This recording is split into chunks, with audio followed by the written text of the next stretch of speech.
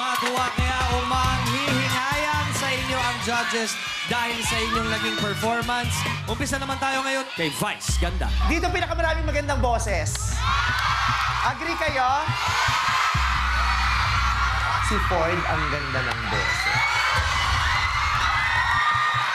Yung boses na hindi ako na OA yan, yung pang-pogi lang yung boses, ang ganda ng simula ni Tony. Thank you, Vice. It was heartfelt. Si Jindrik kabadong-kabado. Si Angelo okay din. Si Jimsen, ang galing mong kumanta.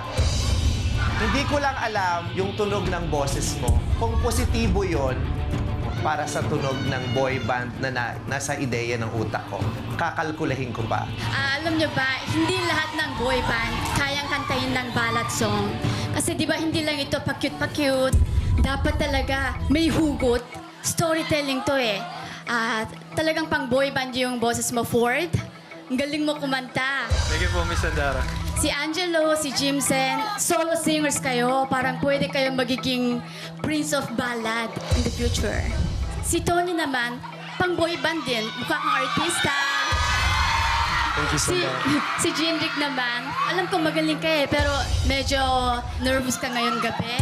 Gandang-ganda talaga ako sa boses ni Jimsen. Sobra. Ang Thank you ganda po. ng boses mo. Ang lakas-lakas naman ng dating. Sobra ni Tony.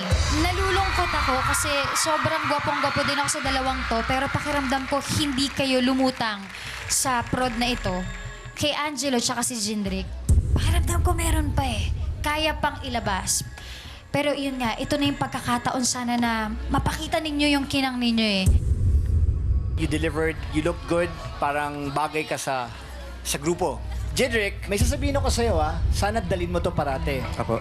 Guwapo ka, gusto ko ng girls, magaling kang kumanta. Dalin mo yan, believe. You have to believe para lumabas. Tumatakip eh, sayang.